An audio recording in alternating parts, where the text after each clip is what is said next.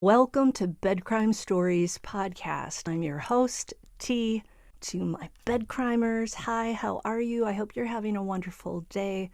To anyone new here, a warm welcome. Thank you for checking out my channel. All I ask is that after listening to and or watching the video, if you find you enjoyed it, learned something, do me a favor, smash the like button and please consider subscribing. And if you want to help me survive on these harsh YouTube streets, please consider a membership or a Patreon membership. I keep the price low at $1.99 because I know money is tight. With all that out of the way, let's get started. Today I'm going to take you on a journey back to Friday, July 18th of 2014. That is the day that Dan Markel was confronted in his garage by two strangers. It was 10:50 a.m. on Friday, July 18th of 2014. Jim and Sharon Geiger were sitting on a love seat in the living room of their house on Trescott Drive. From there, they could see the wide expanse of their lush green lawn. They were living in Benton Hills, Tallahassee, in the same neighborhood as law professor Dan Markel. The quarter is 3 miles northeast of the state capital. Now, 7 years earlier, in November of 2007, the Geigers had been invited to a housewarming party for a newly arrived couple, Wendi Adelson and Dan Markel. Wendi and Danny had just moved into the house next door. When Jim and Sharon arrived at the front door of Wendi and Danny's home that night, they were surprised to see a heap of shoes on the front porch, along with a box of hospital paper booties. People after my own heart, I am a neat freak. I became that way after living in France because when you walk down the sidewalk, and let's say it's fall, well, when people walk their dogs, they don't pick up the dog doo-doo. So you don't know what's under the leaves. Often, there's a pile of you-know-what hanging out under the leaves. I swear to God, I once watched my friend step on a pile of leaves and go sliding down the sidewalk because he managed to step on a pile of dog doo-doo. It was like he was skating on ice, I kid you not. But I digress. As Danny opened the door to greet the Geigers, he explained that they'd just purchased brand new oak floors, they were just installed, and they wanted to keep the floors from getting scratched. The party was the only time the neighbors would ever spend together. In the fall of 2009, Jim and Sharon noticed Wendi pushing a stroller. Danny and Wendy's son Benjamin had been born in July. Then, in late 2010, the stroller became a double wide to accommodate baby number 2, Lincoln. The young couple's bliss, however, would quickly evaporate because 2 years later, in September of 2012, the Geigers learned Wendi and Danny had separated.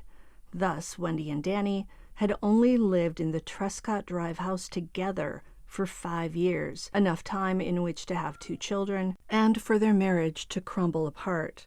Back to July 18th of 2014. It was a typical summer day in Tally, as the locals call it.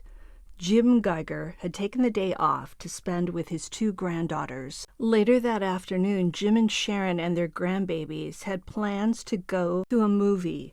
As Jim and Sharon sat on the love seat, they were looking at their computer doing a Google search on how to create email lists. As they were looking at the screen, they suddenly heard 2 loud popping noises.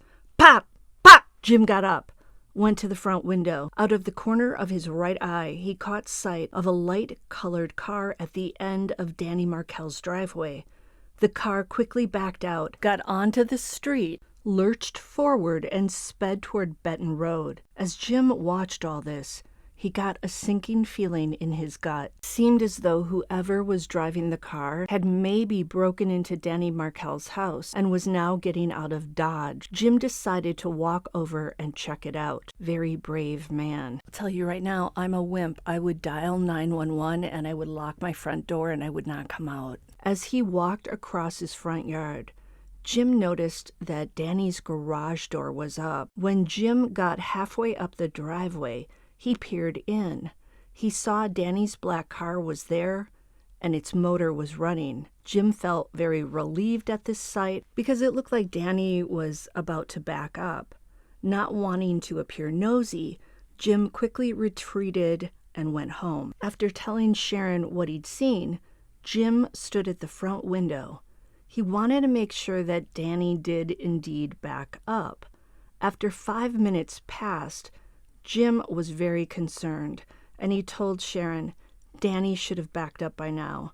Something doesn't feel right.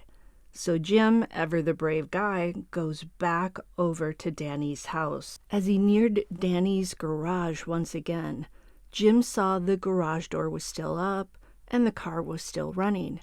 This time Jim entered the garage and he walked up to the driver's side of the car. Within maybe a foot of the driver's side door, Jim felt and heard glass breaking below his feet. That's when he noticed the driver's side window was shattered.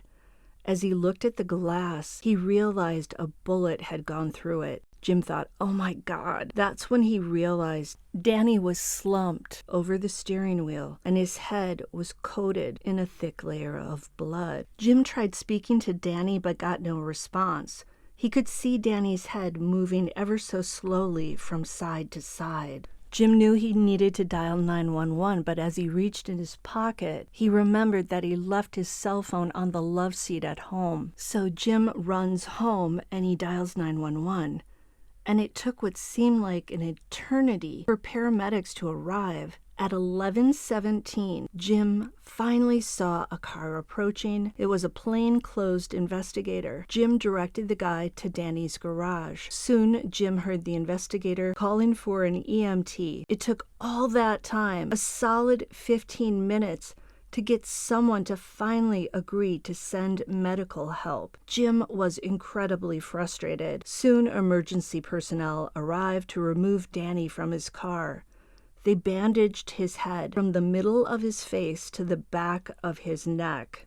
Danny had an injury to one cheek and to his forehead.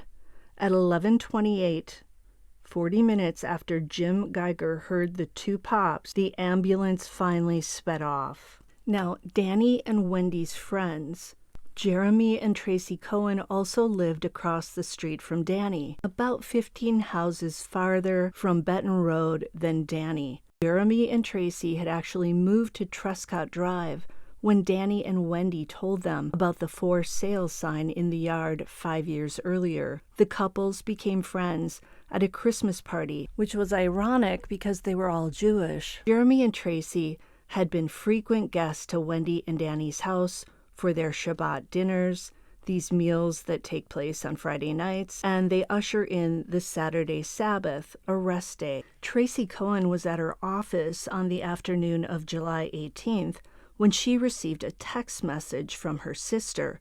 It said that there'd been a shooting on Trescott Drive. This concerned Tracey. She immediately texted Dan Markel to see if he knew anything about the incident. Now that's the type of reaction you should have when you hear that there's been a shooting on the street that you live on. You may recall that Wendi Adelson testified that she drove by Trescott Drive that day and she saw the police tape, but she thought it was a fallen tree. So she just kept going about her business. She didn't bother texting her ex-husband to see if he was okay or to find out if the kids were okay. I mean, she knew they were at daycare, but still, you'd think she'd be concerned. Tracey Cohen arrived home on Trescott Drive around 4 p.m. that day. She then saw a police cruiser in Danny's driveway. So Tracey rolls down her window and she asks the officer what happened. He said the occupant of the home was injured, but he couldn't share any more information. So once she gets inside her home, Tracey decides to call the Tallahassee hospital, and she asked if a Dan Markel had been admitted, and she found out he had. Tracey was told that Danny was in intensive care, but that was all the hospital would say. Early in the evening, Jeremy and Tracey Cohen learned how Dan had been injured. They were told by a friend who taught at Florida State University Law School, where Danny taught, and they found out that a limited number of friends would be allowed to see Danny. Jeremy immediately left for the hospital. and he arrived there around 10:30 p.m. Now, poor Jeremy had no clue how severe Danny's injuries were, so you can imagine how shocked he was when he entered Danny's hospital room and he finds him attached to a ton of wires and tubes. Machines were beeping, and Danny was all by himself. A ventilator was breathing for him. His head was covered in that white gauze, and one of his eyes was visible, but it was swollen shut. Jeremy was absolutely jarred. At that point, he believed Danny would pull through. Jeremy starts talking to Danny, and he spent more than an hour with him. Just before midnight, Jeremy got up to go home, and as he did, he told Danny, "We're going to do everything in our power to figure out who did this to you." He said he'd be back the next day. Tragically, an hour later, Danny died. His parents, Ruth and Phil, and his sister Shelley, hadn't yet made it to Tallahassee, so they didn't get to say goodbye. I'm going to stop there. That's your first installment. I hope this gives you a better idea of how things unfolded, at least from Jim and Sharon Geiger's viewpoint and from Jeremy and Tracey Cohen's viewpoint. Until the next time on Bed Crime Stories.